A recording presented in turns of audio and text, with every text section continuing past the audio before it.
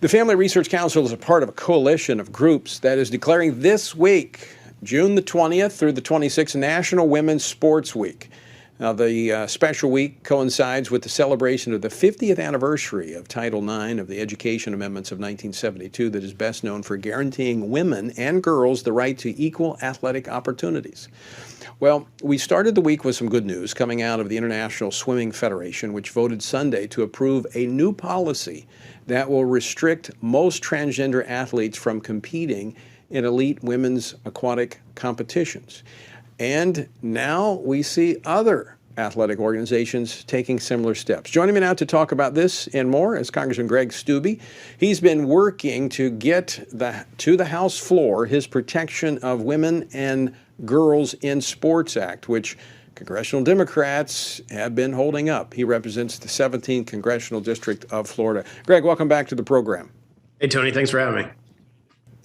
Well, you have to be affirmed in your efforts by the announcement by the International Swimming Federation over the weekend. Well, yes and no. I mean, how does that feel for the person from my district who lost to Leah Thomas, who's a biological male that competed in that in a swimming meet? So how does that change affect her title? Are they going to go back and change that title? But I think those type of organizations are starting to see the American people don't support these policies. They don't support allowing biological men to compete with biological women in Title IX athletics. It was why Title IX athletics was created by Congress in the 70s in the first place, was to create a place for women to have an equal playing field, to be able to compete with other women in collegiate activities. I agree with you. It's wrong in what happened with her, but I am encouraged that because of your leadership and the outspoken, really women who have been in sports, past, present, and those who desire to be in sports are speaking out. And I think these organizations, which were kind of just blowing them off earlier, can't do that any longer. Yeah, you have a large amount of feminist type organizations that are obviously typically left-leaning, liberal in their application of policy, who stand for protecting women's sports. So you have this dichotomy where you have groups within the progressive movement that are saying, no, we need to protect women's sports. That's why Title IX was created in the first place. So you've got divides within their own party. But when it comes to policy, you've got Speaker Pelosi preventing my bill from coming to the floor. You have the Democrats all voting no when I offered this as an amendment on the Equality Act. So you still have the Democrats standing steadfast against protecting women's sports and not allowing biological men to compete in women's collegiate activities. So your discharge petition, where are you in terms of signatures? We're over 185 signatures. We still need to get all of the Republicans on there. So I would encourage your viewers, if you have a representative and your representative hasn't signed the discharge petition, I would encourage you to call their office and encourage them to do that. And once we get all the Republicans, we'll start trying to work on the Democrats. But with the midterm elections coming up, the last thing that Speaker Pelosi is going to want is for her members to vote on this type of bill, which is why we brought the discharge petition to force her hand to allow a vote if we get to 218 signatures on the petition. And folks, this is a great time this week as we celebrate women's sports to contact your member of Congress. They're in this week, and this would be a great time for them to address this issue, sign on to the discharge petition. Greg, I know I've talked to leadership, and this will be, this is not a vain effort, even though Nancy Pelosi may block it. This will be a top issue for Republicans if they take the majority in November, will it not? Yeah, Leader McCarthy has stated publicly that this will be one of the bills that the conference will pass in its first 100 days. So it's great to see leadership come out and make such a public statement about where we stand as a party. And when we take the gavels back in January after we win the midterms in November, that this is going to be one of those things that we stand with Americans, the majority of Americans that want to protect women and want to protect girls and protect women's collegiate activities from having biological men competing with them in their locker rooms, in your child's locker rooms. So it's an important thing, and I'm glad to see that leadership has signed on and has made it a priority going into the next cycle.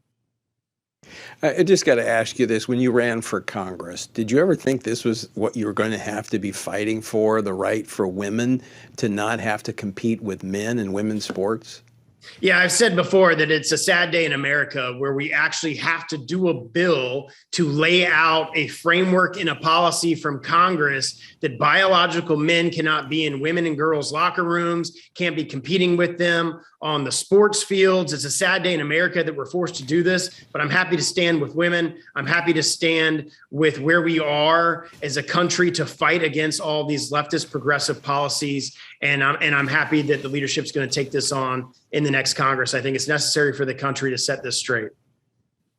Well, I appreciate you taking the lead on this effort because I do think it has made a difference as you've been out there articulating the arguments in favor of this. I do think the pendulum is swinging. People are saying this is nonsense. It shouldn't be happening. And so that in large part is due, I think, to your leadership on this issue. Before we got a couple of minutes before we go, I know you're a military veteran, Army veteran. And I don't know if you saw what the Navy now is doing in terms of promoting the proper gender pronoun usage. That while the Chinese military Navy is launching aircraft carriers, we're focused on proper pronoun uses so that we do not offend anyone. How do you stay a strong nation if you're doing that kind of stuff? Yeah, look, our military is not where politics should be. Our military should be in focusing on the service and security of the American people and the service and sanctity of our borders and this country and the defense of this nation, and not on what pronouns to use, not on changing Army and DOD regulations for certain pronouns in transgenderism and providing for surgeries for people to change their sex in the military. That is not what our focus should be. And that is why we are losing militarily on the world stage to people like China, who are focused on the defense of their nation and being proactive in their military spending. They're not focused on things like this. China and Russia and these other countries that are our enemies are laughing at us that we're spending time and money and effort on things like pronouns in our DOD policies and manuals and in our service of defense products, and not on the safety and sanctity of the American people. And I actually think we see that in the dropping of recruiting numbers. They're dropping. We cannot, our military, all branches of the service cannot meet their recruitment goals. And I think, people are saying, look, those that love this country do not want to go in and be indoctrinated with this woke agenda that the left is pushing on our nation's military. Indoctrinated in their agenda, forced to take a vaccine that we're now getting more and more research is certainly not effective for that young demographic that doesn't have other health complications. And after what happened in Afghanistan and after the blunders that this White House and the Biden administration have done time after time, you just watch what happened to Afghanistan. And it would be very difficult to raise your right hand and swear an oath to the Constitution to serve under this president, because he's more concerned about progressive leftist policies than serving our country and protecting the nation's borders. Final question for you, Congressman Steube. Does that change under the Republican Congress? Well, the good thing is we take the gavels in January if we win the midterms, and we're in control of the appropriations process. So no, we don't have the White House, but we have control of the House and the purse strings. And so we can accomplish policy objectives by the fact that we have the appropriations control in the House. And I hope that this majority, that when we get elected and we take over, our leadership is going to be strong conservative leaderships on the appropriations process. And we can rein in the border. We can rein in reckless spending, and we can do these type of things to prevent what is going on in our military through the appropriations process.